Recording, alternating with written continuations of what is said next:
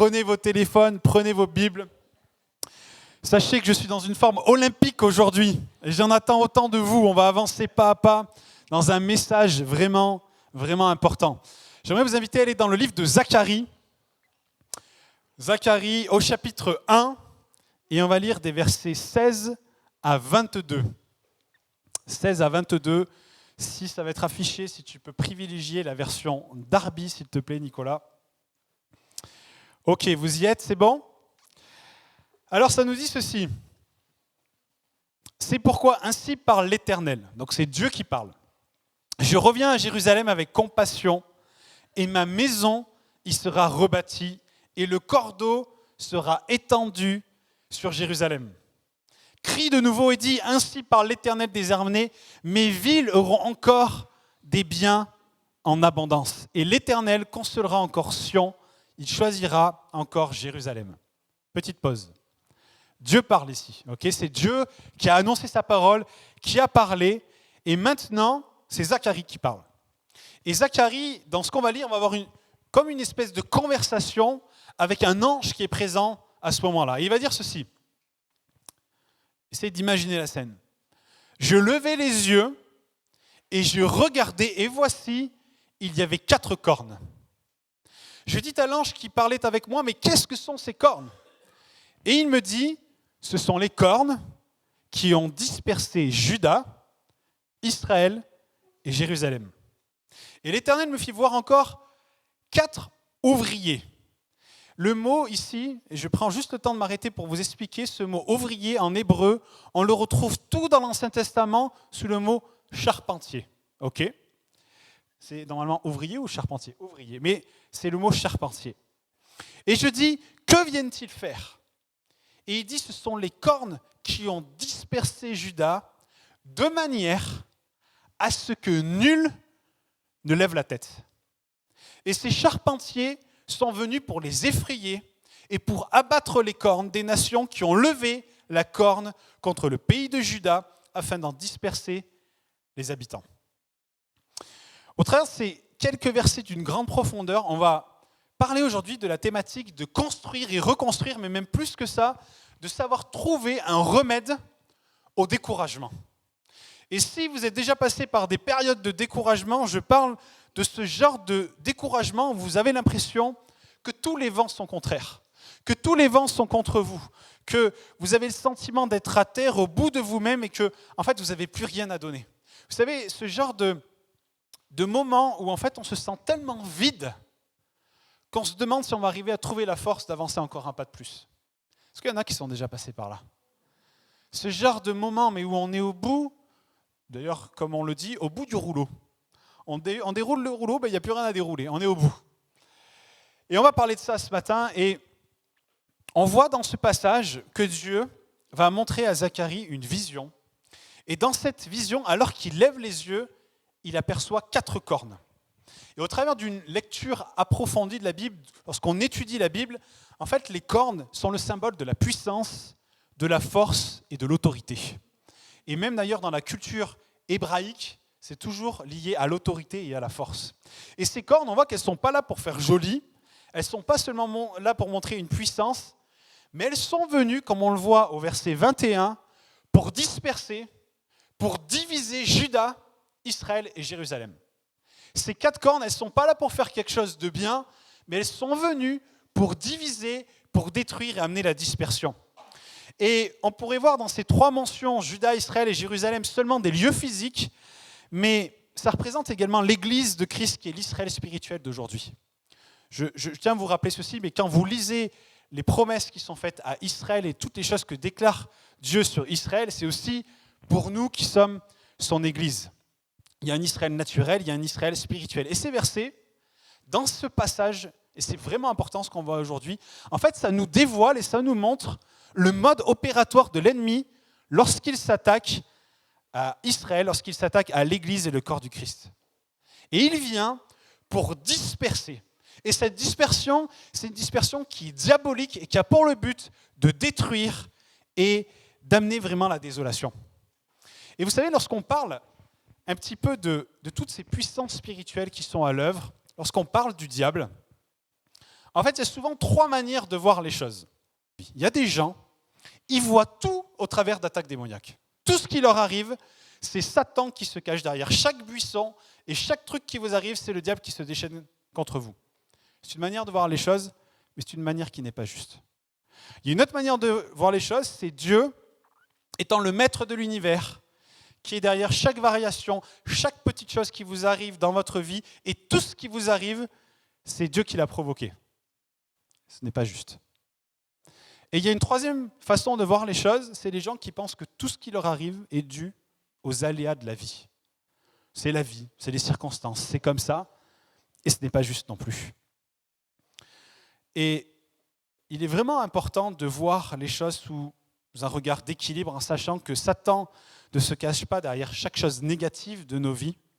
Par contre, ignorer ses desseins et ignorer que la Bible nous dit qu'il est venu pour tuer, voler et détruire, que la Bible dit de lui qu'il est un menteur dès le commencement, oublier ces choses, ce n'est assurément pas juste non plus, et ça nous fait passer à côté d'une vraie réalité qui est la nôtre, c'est que tous les jours, le diable veut nous tuer, nous voler et nous détruire. Mais nous voyons dans ce passage ces 4 cornes qui sont venues dans un objectif de destruction, et comme Paul le dit, ce sont des dominations, ce sont des autorités, les princes de ce monde de ténèbres, les esprits méchants dans les lieux célestes, et leur objectif, c'est de détruire, c'est de corrompre, c'est de disperser. Et on vit, vous et moi, en fait, dans une réalité qui est palpable, une réalité physique. Je touche la table, mes pieds touchent le sol. Tous les jours, on est là, on évolue dans ce monde physique. Mais ne soyons pas dupes, il y a une toute autre réalité qui se passe dans le monde invisible, avec ses autorités, avec ses puissances démoniaques, avec des batailles qui se passent dans les lieux célestes que vous et moi n'avons pas toujours conscience. Et parfois, derrière des choses que nous vivons, il y a des vraies attaques qui sont en train de se passer dans les lieux célestes. Et il y a parfois, vous et moi, des choses que nous vivons qui sont dues au fait qu'en fait, ce sont des choses qui se passent également.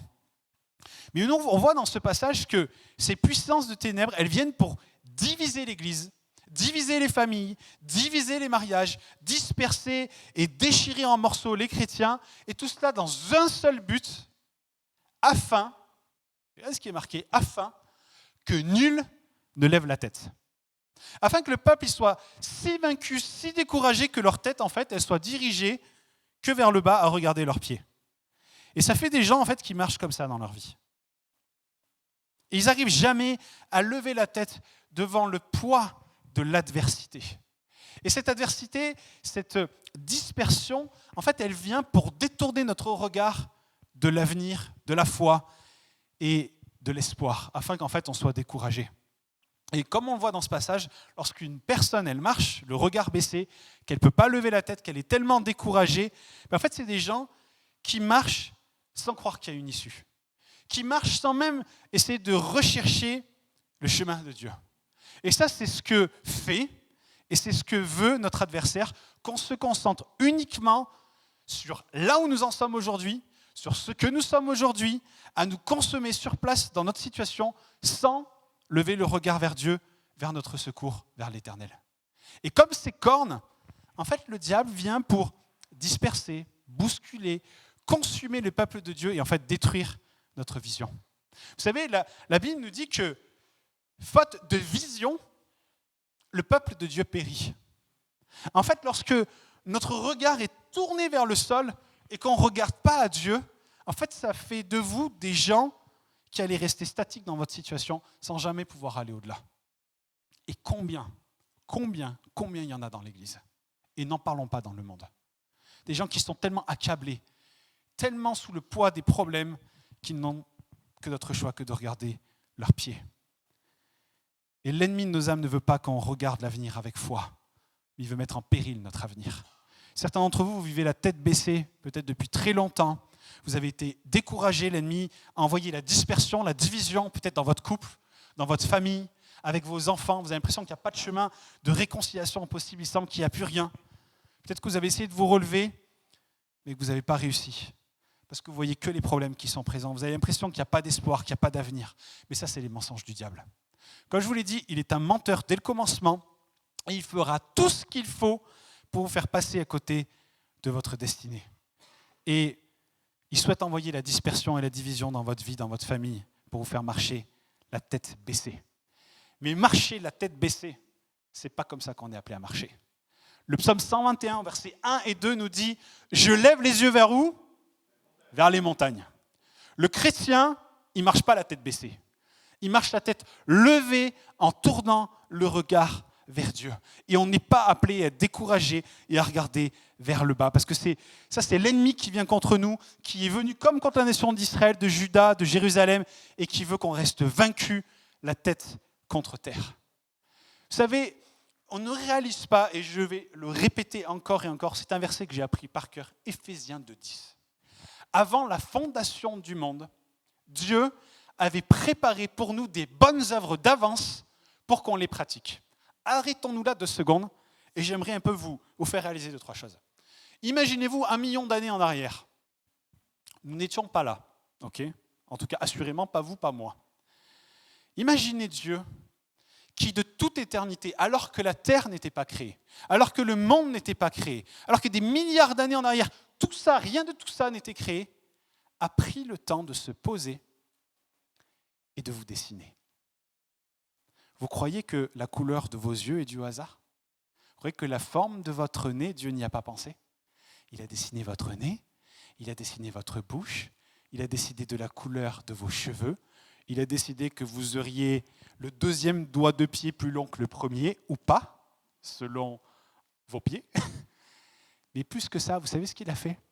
Il a pris le temps de fonder sur vous une destinée et une vocation. Il a placé sur chacune de nos vies un appel, une vocation, une vision, des œuvres qu'il a préparées d'avance afin qu'on les pratique. Et vous croyez que devant les décrets de Dieu, l'ennemi de nos âmes ne va rien faire du tout ? Vous savez, je disais ça au premier culte, j'aime regarder à l'histoire des pères de l'Église. Et même des gens qui ont changé le monde, je pense à en tout cas pour moi, qui ont changé le monde, des Billy Graham, des Watchman Nee, Charles Spurgeon, Charles Finney. Des gens, quand vous regardez leur histoire, qui en fait n'étaient qu'un grain de sable sur la plage du monde, comme vous et moi, ne sommes que des grains de sable sur la plage du monde. Mais chacun des grains de sable que nous sommes est appelé à impacter la plage de sable sur laquelle nous sommes. Et en fait, on se dit parfois, mais tout ça, c'est réservé aux autres. Moi, vous savez, je me dis, mais quand on voit aux enfances de ces gens, on se dit, mais ils n'avaient aucune chance de pouvoir briller d'une quelconque façon dans ce monde. Pourtant, Dieu est intervenu, a changé leur vie et a fait d'eux des hommes qui ont changé le monde. Croyez que Pierre et Jean, lorsqu'ils étaient sur leur barque à pêcher du poisson, comme tous les autres jours de la semaine, s'attendaient à ce qu'il leur arrive, ce qui leur est arrivé. Et pour autant, la même chose nous arrivait à vous et à moi. On était là à pêcher le poisson, c'est les barques de nos vies. Et un jour, Jésus a débarqué, on a dit oui, on a choisi de le suivre. Et à partir de ce moment, nos vies ne sont plus les mêmes. On a une destinée, on a un appel, on a une vocation. Et si vous marchez la tête vers le bas, à regarder vos pieds, à gémir, à vous plaindre, à pleurer sur votre sort, jamais vous ne pourrez voir la destinée et la vocation que Dieu a tracée pour votre vie. C'est pourquoi ces cornes démoniaques sont encore présentes aujourd'hui, parce que le diable sait très bien que si on a le regard vers le bas, alors on ne peut pas rentrer dans la promesse de Psaume 121, verset 1, « Je lève les yeux vers les montagnes, d'où me viendra le secours, et le secours, il me vient de Dieu. » Tellement de fois, on s'effare à droite, à gauche pour essayer de régler nos problèmes par nous-mêmes, alors que le secours ne peut venir que d'un seul, c'est de Dieu. Je ne sais pas ce que vous traversez, et je ne sais pas depuis combien de temps peut-être vous essayez de régler ce que vous traversez, mais je sais une chose, c'est qu'avec l'aide de Dieu, ça va se régler. Parce que le secours, il nous vient de lui. Je vous l'ai dit il y a quelque temps en arrière, tout concourt au bien de ceux qui aiment Dieu. Qui ici croit que la parole de Dieu est vraie ? Moi, je crois qu'elle est vraie. Ça veut dire quoi ? Ça veut dire que si tout concourt au bien de ceux qui aiment Dieu, et qui sont appelés selon son dessein, c'est-à-dire vous et moi, et qu'on vit des situations où on ne voit aucune prémisse de bien dans ce que nous vivons, ça veut dire que, la situation n'est pas finie et Dieu n'a pas dit son dernier mot. Mais il y a des jours meilleurs qui viennent. Il faut vraiment qu'on s'ancre dans la parole de Dieu, qu'on s'ancre dans cette vérité qu'il y a une vision, il y a une vocation, il y a un appel céleste. Et toutes les cordes du ciel peuvent se lever et disperser ce que vous voulez. À la fin de la journée, Dieu, d'une manière qu'on ne connaît pas, va tourner tout ça d'une façon qu'on va y trouver du bien et il va y avoir du bien pour notre vie. Est-ce qu'on croit cela ?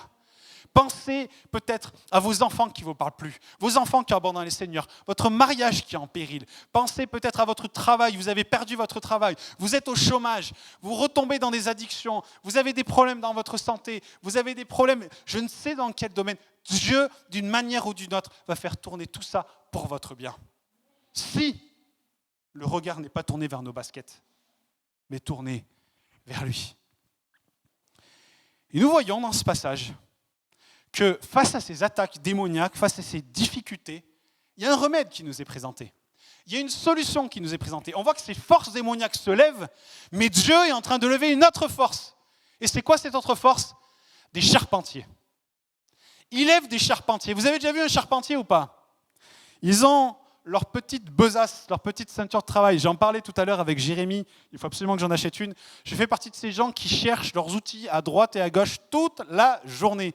Eux, ils ont leur ceinture, ils ont leur marteau, ils ont leurs clous et ils sont prêts à bosser. Et ce sont des bâtisseurs, ce sont des ouvriers. Et ils viennent dans ce passage pour abattre ces 4 cornes qui se sont levées pour disperser et détruire les familles d'Israël. Et Dieu dit, je vais envoyer ces ouvriers. Je vais envoyer ces charpentiers et ils vont soumettre ces esprits qui dispersent et ils vont reconstruire et ils vont construire et ils vont remettre en place tout ce qui a été dispersé, tout ce qui a été divisé et tout ce qui a été détruit. Et mes amis, on vit dans un temps où le monde a cruellement besoin de charpentiers. Et les charpentiers, vous savez qui c'est ? C'est nous. Ah là là, il y a du boulot. Hein. C'est nous les charpentiers. C'est nous les charpentiers. Et un charpentier, c'est pas quelqu'un qui se plaint sur son sort. Un charpentier, c'est pas quelqu'un qui se plaint sur l'état de sa vie, mais c'est quelqu'un qui vient et qui construit. C'est quelqu'un qui se lève, qui prend les outils que Dieu lui a donnés et qui va bâtir. C'est des personnes qui vont lever la tête, qui vont lever leur foi et qui vont sortir leurs outils de travail et qui vont commencer à bosser et à détruire l'œuvre de ces 4 cornes. Je veux dire, arrêtons-nous juste un instant pour regarder l'actualité de cette semaine. On entend parler d'enfants qui ont été violés, qui ont été tués. On voit des guerres en Ukraine avec des milliers et des milliers de morts qui sont là. L'Église persécutée dans je ne sais combien de pays où les chrétiens sont décapités au nom de leur foi. On voit cette jeunesse qui est en train de se perdre dans les méandres de ce wokisme, toutes ces choses qui sont là dans l'air et qui affectent la vie de nos enfants. Ça, c'est l'actualité dans laquelle on est. Et bien, cette actualité-là, elle a besoin de charpentiers. Elle a besoin de ces hommes que Dieu appelle, de ces femmes que Dieu appelle pour présenter une autre vision que ce que ces 4 cornes font sans arrêt encore dans le monde d'aujourd'hui. On a besoin de leur partager l'espérance du Dieu du salut, l'espérance du Dieu qui sauve, l'espérance du Dieu qui restaure, l'espérance du Dieu qui ramène à la vie ce qui est mort. Il y en a qui ont déjà vécu des choses comme ça ici ou pas ? C'est ça que le monde a besoin d'entendre. Mais il n'a pas besoin d'entendre des chrétiens qui pleurnichent, des chrétiens qui se morfondent dans l'état de leur souffrance. Vous savez, certains d'entre vous, vous avez vécu des traumas, des choses profondément douloureuses dans votre vie. Et en vous disant ça, je ne suis pas en train de dire « c'est rien ». On a tous vécu des souffrances. Vous savez, lorsqu'on est victime de souffrance, on est victime. Mais lorsqu'on devient chrétien, on est victime, mais on devient responsable de pouvoir changer avec les outils que Dieu nous donne.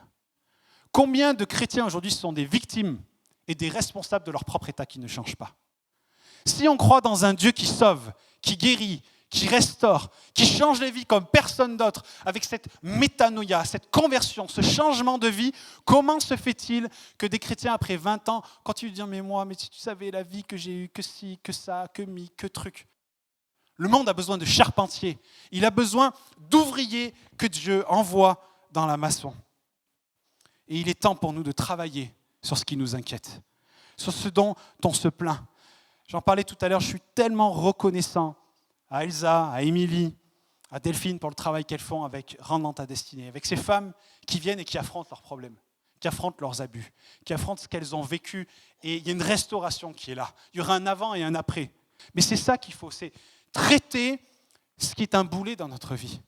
On traîne tous des boulets et on a besoin que Dieu vienne et sectionne ces choses-là, qu'on soit débarrassé de ces choses parce que le monde a besoin de chrétiens qui sont libérés pour qu'on leur parle à eux des libérations que nous, on a vécues. En leur disant, moi j'avais les yeux rivés sur le sol, j'étais accablé, je marchais comme un zombie dans ce monde, mais Dieu m'a fait voir autre chose et il peut le faire pour toi. S'il l'a fait pour moi, il peut le faire pour toi. Et c'est vraiment quelque chose qu'on a besoin de vivre, de travailler sur ce qui nous inquiète, de travailler sur ce dont on se plaint. Prenons nos ceintures, prenons nos outils et bâtissons des ponts vers ce que l'ennemi a déchiré, dispersé et divisé. Parce que celui qui est en nous, la Bible nous dit qu'il est plus grand que celui qui est dans le monde. Si celui qui est en nous, il est plus grand que celui qui est dans le monde, qui a fait les blessures que je me suis trimballées, c'est-à-dire que ces blessures-là, je peux m'en débarrasser et marcher en nouveauté de vie par celui qui est plus grand que celui qui est dans le monde. Vous êtes d'accord avec ça? Il doit y avoir cette métanoïa, cette conversion, ce changement qui se passe dans nos vies. Et n'abandonnez pas. Si vous vivez des problèmes dans votre couple avec vos enfants, n'abandonnez pas, bâtissez.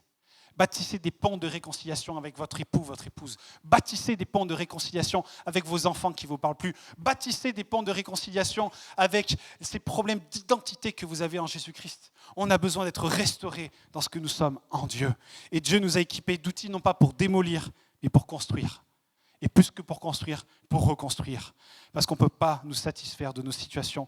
On doit travailler et devenir ces ouvriers, ces bâtisseurs, ces charpentiers. Il est tellement plus facile de pointer notre doigt vers les autres. Il est tellement plus facile de pointer notre doigt vers notre conjoint qui ne change pas. Il est tellement plus facile de pointer notre doigt vers nos enfants qui ne parlent plus. Il est tellement plus facile de pointer notre doigt vers nos souffrances et nos problèmes du passé. Mais il est temps de saisir nos marteaux et d'aller travailler. Et de dire au nom de Jésus, c'est pas ça que ma famille est appelée à être. Au nom de Jésus, c'est pas ça que la relation avec mes enfants doit être. Au nom de Jésus, c'est pas ça ce que moi je suis censé être. Parce que ce que la Bible dit, je le vis pas et je vais le revendiquer. Et je vais prendre mon marteau et je vais prendre mes clous et je vais commencer à bâtir. Ça, c'est le rôle des charpentiers que vous et moi sommes appelés à être. Je suis tellement fatigué et attristé d'entendre parler des cornes de ce monde dans l'actualité. Tous les jours, on entend parler de l'action de ces cornes de ce monde. Et je suis attristé de voir, l'action de ces cornes dans l'Église. Moi, je soupire après le temps où on va entendre parler des charpentiers, de ceux qui bâtissent, de ceux qui construisent et reconstruisent. Il y a un temps, c'est venu le temps de bâtir, c'est le temps des bâtisseurs. Vous savez, je relisais Néhémie, le livre de Néhémie, livre extrêmement passionnant. Si vous ne l'avez pas vu depuis longtemps, relisez-le. Néhémie, ça nous parle d'un peuple qui s'est rassemblé pour reconstruire les murailles de Jérusalem. À ceux qui sont allés en Israël et qui ont eu l'opportunité d'aller à Jérusalem, honnêtement, on parle d'un chantier colossal. En ce moment, on est en train de refaire les locaux à Bord-de-Péage, c'est un chantier. Mais là-bas, c'était le chantier, des murs qui faisaient l'épaisseur de la moitié de notre salle ici, qui étaient détruits à la ramasse. Et Dieu appelle Néhémie et dit, tu vas reconstruire la muraille. Vous savez en combien de temps ils ont reconstruit la muraille? En 52 jours. En 52 jours, ils ont rebâti la muraille de Jérusalem. Et vous savez comment? Tous les hommes, toutes les femmes, les enfants, ils ont pris une truelle dans leurs mains et ils ont commencé à bosser. Mais ils n'ont pas pris que la truelle dans la main, ils ont pris aussi une épée. Il nous a dit qu'ils avaient la truelle pour construire et l'épée pour se défendre et pour se battre. Et ils sont rentrés dans cette vocation de construire. Et c'est comme si ils avaient pris position en disant, mais on agit ainsi parce que, en fait, on veut protéger notre nation. On veut protéger la vocation que Dieu nous a donnée. On veut protéger et éviter la dispersion de nos familles, de notre héritage, de ce que nous sommes. Et ils ont pris position et ils ont reconstruit. Et c'est la même chose que vous et moi sommes appelés à faire. Construire d'une main et se battre de l'autre. Construire et nous battre, construire et nous battre. Et il est temps de nous mettre au travail. Parce que nous ne pouvons pas être des charpentiers et des bâtisseurs et des râleurs en même temps. Il faut choisir. Et il est temps de bâtir. Il est temps de construire et de reconstruire. Parce que les charpentiers, ils restaurent et ils reconstruisent. Et je sais, parce que je connais la vie de beaucoup d'entre nous, que nous avons besoin pour certains de reconstruire nos vies. Et on a besoin de le faire avec l'aide de Dieu, avec le toucher de Dieu, avec le doigt de Dieu. Parce que quand c'est lui qui le fait, il n'y a pas de j'y retourne 10 fois, 20 fois, 30 fois. quand la guérison vient de Dieu, la restauration vient de Dieu, c'est une restauration complète. Vous savez, Jésus, dans les 30 premières années de sa vie, il n'a pas été engagé dans la prêtrise, mais il a travaillé pour son père, dans l'entreprise de son père. Vous savez ce qu'il faisait? Oh, mais quelle coïncidence! Il était charpentier, tout comme son père. Qu'est-ce que ça veut dire? C'est-à-dire que pendant 30 années, il a travaillé le bois et il a réparé des choses cassées. Il a créé des choses pour embellir les maisons des gens. Et il savait comment faire cela. Et lorsqu'il est rentré dans son ministère à l'âge de 30 ans et qu'il a commencé à œuvrer et à réparer les choses cassées dans la vie des gens, les gens autour de lui disaient, mais est-ce que c'est pas Jésus, c'est pas le fils du charpentier? Jésus s'est montré au monde avec l'esprit d'un bâtisseur. Et quand il est venu, il a dit, j'ai les outils dont j'ai besoin pour reconstruire n'importe quel mariage, pour reconstruire n'importe quelle vie brisée, pour reconstruire n'importe quelle vie souillée. C'est pour ça qu'il traînait avec les gens de mauvaise vie, avec les prostituées, avec les publicains, avec les gens qu'on rejetait, avec les gens qui étaient complètement démolis par la vie, et il prenait le temps. Parce que le sacrifice de son sang sur la croix peut reconstruire n'importe quelle partie de nos vies qui a été brisée. Et déjà, il le faisait avant, il l'a fait après, et il continue de le faire aujourd'hui.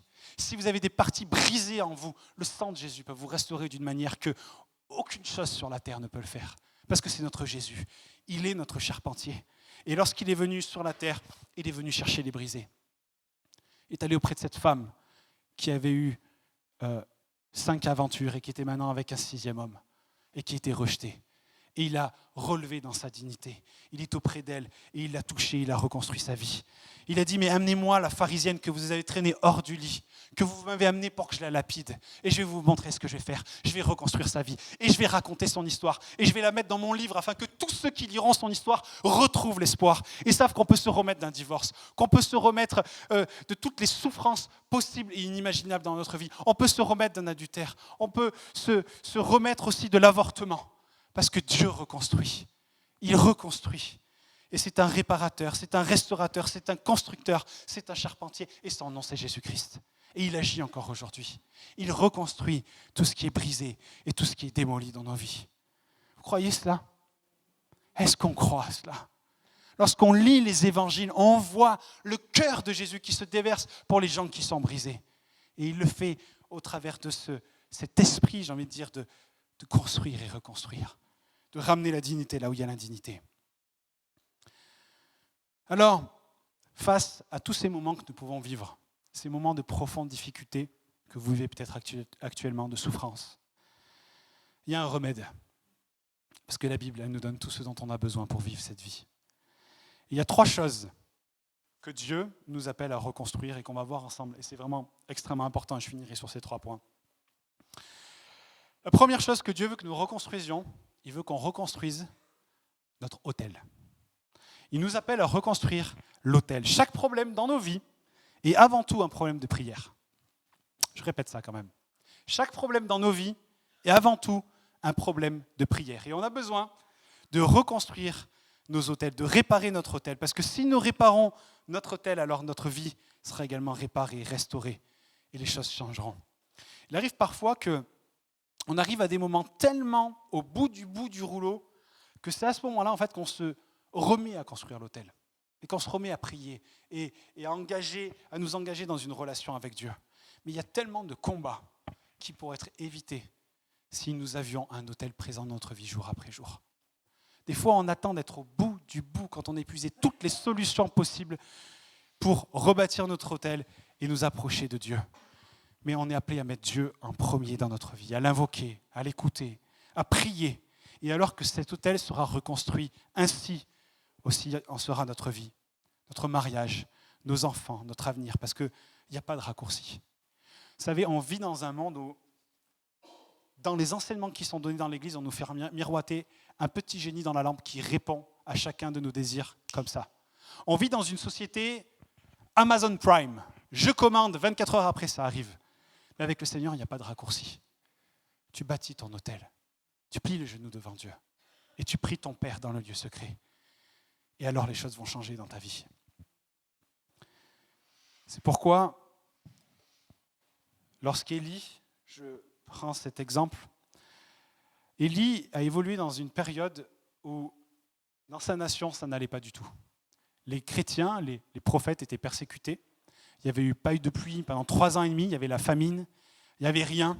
Et Élie a dit, mais on va changer les choses. Et pour changer sa nation, vous savez ce qu'il a fait? Il a bâti un autel. Et il a pris 12 pierres, et il a commencé à bâtir l'autel. Il a ramassé du bois, il a posé le bois sur l'autel, il a posé le sacrifice sur l'autel, mais il n'a pas allumé le feu. Et il a commencé à faire quelque chose de tout à fait bizarre. Vous savez ce qu'il a demandé? De l'eau. Vous savez ce qu'il n'y a pas dans un pays où il n'y a pas eu de rosée pendant 3 ans et demi et pas de pluie pendant 3 ans et demi? De l'eau. Ça veut dire qu'il a demandé la seule chose que personne n'avait. N'est-il pas étonnant que la chose qui nous aidera à construire notre autel soit la chose que nous n'avons qu'en petite quantité ou pas du tout? Cet appel de Dieu à rassembler le peu qui nous reste, le peu de ce que nous avons et à le déverser sur l'autel. Et à dire, Seigneur, je n'ai pas la force. Je n'ai pas prié depuis longtemps. Je n'ai pas prié comme je le devais pour mon époux, mon épouse, pour mes enfants. Mais je veux changer les choses. Et le peu que vous avez, vous le déversez sur l'autel. Et vous savez ce qui s'est passé ensuite? Les serviteurs sont venus et ils ont vidé 12 barils d'eau sur cet autel. Et il y a le feu de Dieu qui est descendu. Et non seulement le sacrifice a été consumé, mais à la suite de ça, la pluie est revenue, la famine a cessé.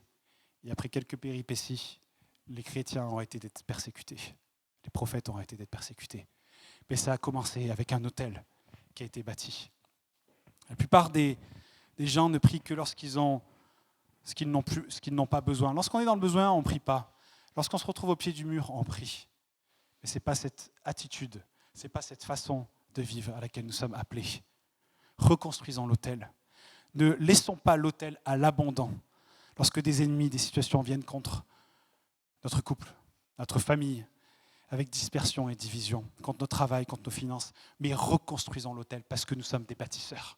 Nous sommes des charpentiers et nous sommes équipés de Dieu pour faire ce qui doit être fait. Et les autels ont toujours été le résultat de lorsque nous sommes insuffisants. Lorsque nous sommes limités, eh bien Dieu utilise cela dans nos vies comme un carburant pour reconstruire l'autel. Vous avez l'impression d'être insuffisant, vous ne savez que faire face aux situations que vous vivez. Dieu va utiliser cela comme un carburant dans votre vie pour bâtir à nouveau un autel et pour lui laisser la place pour que son feu descende. Le deuxième point, on a besoin de reconstruire les autres. Et ça peut paraître bizarre ce que je vous dis, mais lorsque nous levons la tête et que nous commençons à reconstruire l'autel et reconstruire tout ce que l'ennemi a dispersé et divisé, il faut aussi passer par reconstruire nos relations avec les gens. Qu'est-ce que j'entends par là? On vit aujourd'hui dans une société, comme vous le savez, où tout est centré sur moi, sur le soi. On se prend en photo tout seul, on règle nos problèmes tout seul, on fait appel à personne, on fait des activités tout seul sur nos téléphones, à regarder nos réseaux sociaux tout seul. Le nombre d'activités qui sont développées ces 20 dernières années, où on n'a même plus besoin des autres pour prendre du plaisir, ça aussi c'est présent. Et c'est une société finalement qui est auto-centrée d'une manière que beaucoup de choses qu'on vit aujourd'hui, il y a 20 ans, ça n'existait même pas. Et ce vivre seul, il s'est installé dans l'Église aussi. Mais lorsqu'on lève la tête vers Dieu et qu'on commence à reconstruire notre autel, eh bien, ça va nous amener à nous concentrer pas seulement sur nous-mêmes, mais également sur les autres. Et on va commencer à penser et dire, mais si je traverse cela, c'est parce que Dieu va en tirer quelque chose pour sa gloire et ça va pouvoir aider quelqu'un d'autre. Peut-être un deuil, peut-être une dépression, des pensées de suicide, peut-être des souffrances dans votre corps, des problèmes avec vos enfants. Et c'est tellement important aujourd'hui d'aller vers les autres. Et j'aimerais moi vous poser cette question, et vous pourrez y répondre dans votre tête, et vous verrez que la deuxième question que je vais vous poser sera la réponse à la première. Quand c'est la dernière fois que quelqu'un est venu vous voir, en vous disant « mais tu vas y arriver ». Franchement, tu vas y arriver. Je sais que tu as des soucis dans ta famille, mais j'ai eu des soucis dans ma famille moi aussi. Et le Seigneur m'a aidé et a restauré ma famille. Et s'il l'a fait pour moi, il peut le faire pour toi. J'ai entendu parler que tu vas démarrer ce nouveau travail, tu stresses, mais Dieu va te donner les capacités. Il va t'aider à faire ça. Est-ce que quelqu'un a fait cela avec vous dans les 6 derniers mois? Il n'y a que Françoise. Et vous voulez savoir pourquoi? Vous voulez savoir pourquoi? À cause de la deuxième question. Quand c'est la dernière fois que vous l'avez fait pour quelqu'un? On est appelés à s'encourager les uns les autres, à se pousser les uns les autres et à s'encourager en disant « mais tu vas y arriver ». On a tous une histoire, on a tous un témoignage. Peut-être certains d'entre vous, vous étiez, je ne sais pas, dans la drogue, dans l'alcool, dans le tabac. Allez voir quelqu'un en disant, moi j'étais dans ces choses-là, le Seigneur m'a délivré, il m'a aidé. J'étais dans la dépression, j'ai eu des pensées suicidaires, mais le Seigneur m'a restauré et il peut te restaurer toi aussi. Et que notre témoignage devienne comme un carburant également pour soutenir et pousser les autres à avancer. Et je vais maintenant vous parler d'une chose extrêmement importante concernant cela. C'est concernant un mouvement qui est mondial aujourd'hui, qui est une association, je crois, qui est celle des alcooliques anonymes. Tout le monde a entendu parler des alcooliques anonymes ? Les alcooliques anonymes, c'est quelque chose de mondial maintenant. Et c'est une œuvre qui vient en aide aux gens qui sont addicts à l'alcool, qui sont en prise de l'alcool et dont leur vie a complètement volé à volo. Ils sont dans une situation, dans une impasse. Et les alcooliques anonymes font des réunions pour aider ces gens-là à s'en sortir. Et parmi ces réunions, on leur partage une espèce de feuille en 12 points, en 12 démarches d'action pour sortir de l'alcoolisme. Okay ? Et c'est quelque chose de très efficace, de très très bon, profondément biblique d'ailleurs. Et il n'y a pas très longtemps, il y a eu un sondage qui a été fait auprès de toutes ces personnes alcooliques qui ont côtoyé les alcooliques anonymes, mais qui sont retombées dans leur addiction et sont retombées dans l'alcoolisme. Et ils leur ont demandé si ils avaient mis en application ces 12 étapes, ces 12 points. Pour la quasi-totalité d'entre eux, ils avaient parfaitement appliqué les étapes de 1 à 11, mais ils n'avaient pas fait la 12e. Quasi tous. Tous, qui étaient retombés, ils avaient bien fait ce qu'il fallait, sans arriver à l'étape 12. Vous voulez savoir ce que c'est l'étape 12 ? Parce que l'étape 12, elle est une révélation. L'étape 12, chez les alcooliques anonymes, c'est d'aider quelqu'un qui est dans les mêmes problèmes d'alcool que toi, l'aider à se reconstruire, à le coacher et à avancer dans sa vie. Ça veut dire quoi ?